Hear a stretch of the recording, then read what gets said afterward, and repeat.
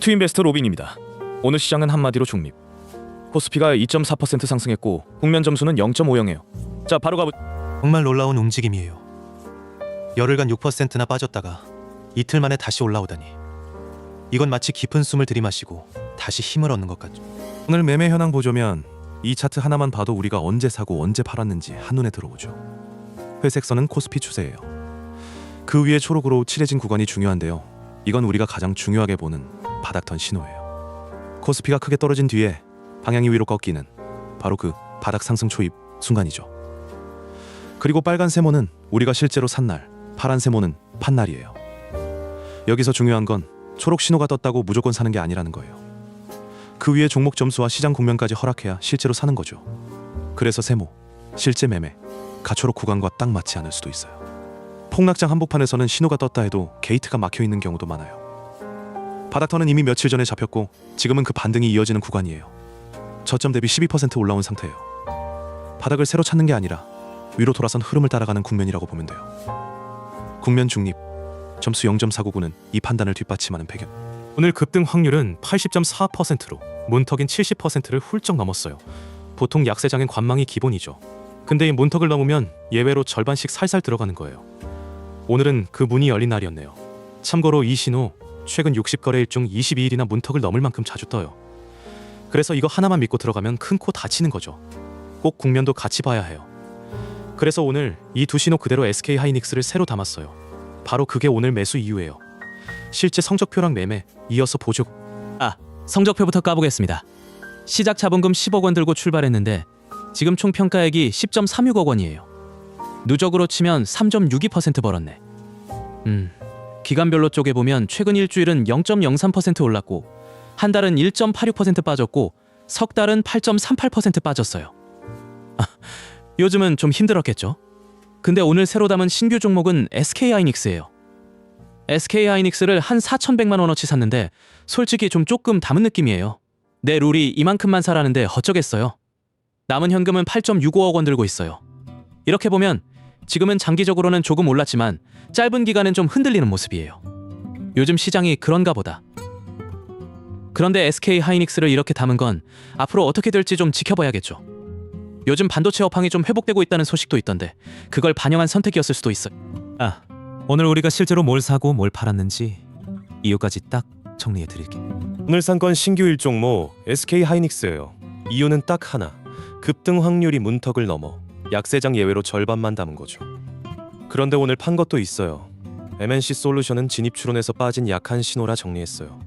보다시피 시장이 안 좋을 땐 하나 더 사는 것보다 위험한 걸 제때 정리하는 게 훨씬 중요한데요. 이게 뭐냐면요. 약세장에선 강한 종목만 남기고 나머지는 빨리 떠나야 하는 거죠. 지금처럼 시장이 흔들릴 때 손해를 줄이는 게 더 중요하잖아요. 그래서 오늘은 SK 하이닉스 하나만 신규로 넣고 MNC 솔루션은 정리했어요. 시장이 흔들릴수록 포트폴리오를 깔끔하게 정리하는 게 오히려 안전한 거죠. 그런 의미에서 오늘의 매매는 꽤나 철저한 선택이었다. 오늘 결론 딱 한 줄. 버는 것보다 안 잃는 게 먼저다. 이거예요. 아참, 이거 실제 계좌 아니고 시뮬레이션인 거 아시죠? 참고만 해주세요. 따라 사라는 거 절대 아니에요. 오늘 저희 모델이 가장 강력하게 추천한 종목은 삼성중공업이에요. 종합점수 0.9996으로 거의 완벽에 가까워요. 모델들 사이 의견 차이도 0.03%로 거의 하나로 맞춰진 거죠.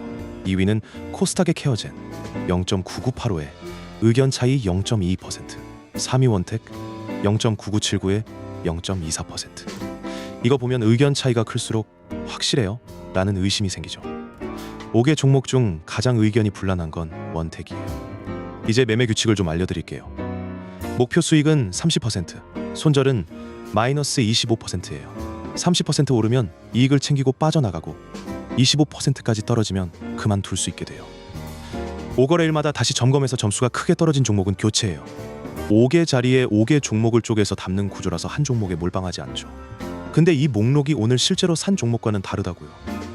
이 강력 추천은 삼성전자처럼 대형 종목들이 많아요. 오늘 실제로 담은 종목은 따로 있어요. 바로 다음의 화면에 다시 띄워서 설명해 드릴게요. 다시 한번 진입 모델 점수를 보자면 SK 하이닉스가 73.9점으로 1등이었어요. 그런데 이건 강력 추천 목록이 없었죠. 왜 그럴까요? 강력 추천은 여러 지표가 모두 잘 맞아떨어지는 종목들만 뽑는 큰 그림 기준이에요. 반면 진입 모델은 조금 더 세밀하게 오늘의 수급 흐름이나 주가 움직임을 보고 판단해요.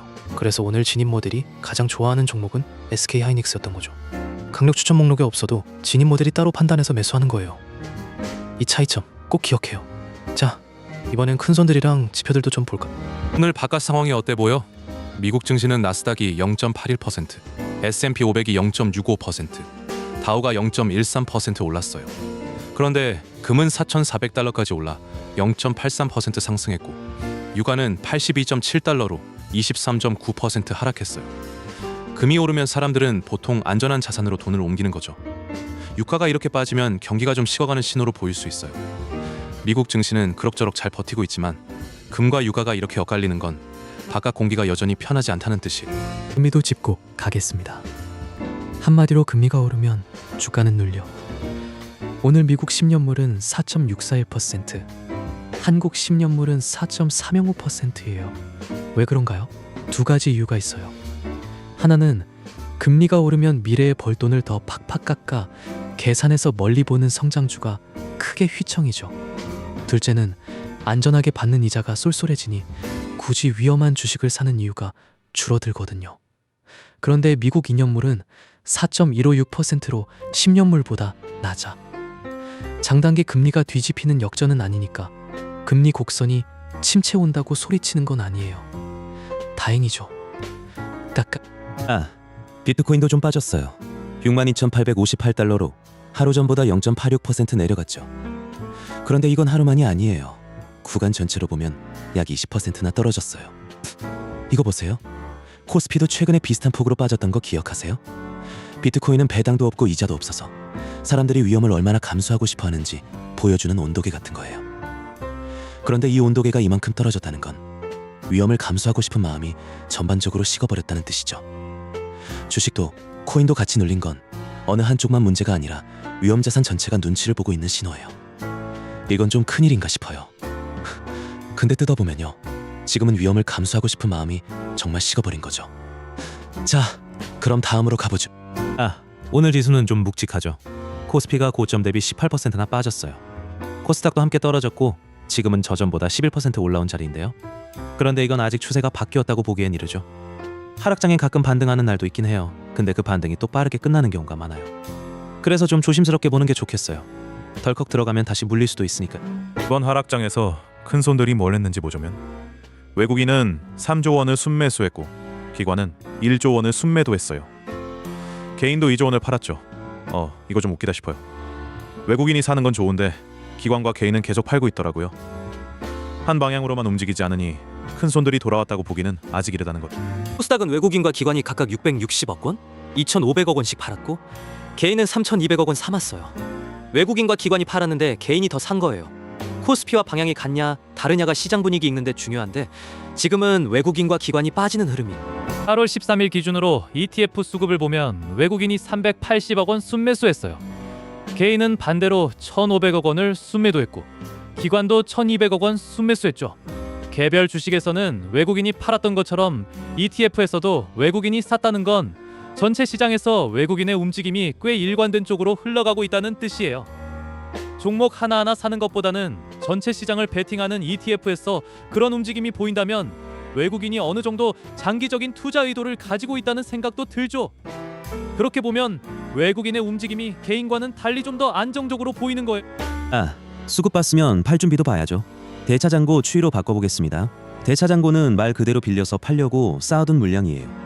그래서 이 숫자가 오를수록 팔려고 기다리는 거가 많다는 뜻이죠. 지금은 152.8조 원 규모인데 최근 사흘 만에 0.4% 늘었어요. 이건 좀 걱정스러운 신호잖아요. 팔 준비가 더 쌓이는 건 시장에선 반갑지 않거든. 이제는 살 돈이 중요하겠죠. 예탁금이 주식을 사려고 대기하는 돈인데요. 7월 30일 104.7조 원이었던 게 8월 12일엔 100.0조 원으로 4.5% 줄었어요. 사려는 마음이 약해지면 시장도 밀려 힘이 줄어들 수밖에. 이건 그냥 돈이 줄었을 뿐이지만 그걸 보면 시장 분위기도 좀 걱정스러워. 좀 더 봐야 할 부분이긴 하지만 지금은 그런 상황이에요. 이어서 외국인이 저희 시장을 얼마나 들고 있나? 그 큰 흐름을 그래프로 보죠. 화면은 코스피에서 외국인이 보유한 시가총액 추이예요. 지금은 2,141조 원 규모인데 며칠 새 뚝 떨어졌다가 다시 살짝 올라온 게 보이죠? 외국인이 크게 팔면서 뚝 떨어졌다가 요 며칠은 일부 내서면서 살짝 반등한 모습이에요. 덩치가 워낙 큰 지표라 하루하루보다 방향이랑 기울기를 봐요.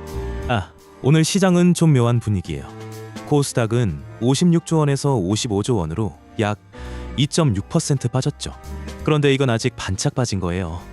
코스피는 20거래일 전보다 12.5%나 줄었는데 이거 좀 심각한 수준이에요. 왜 그런가 하면 외국인이 대형주에서도 빠졌거든요.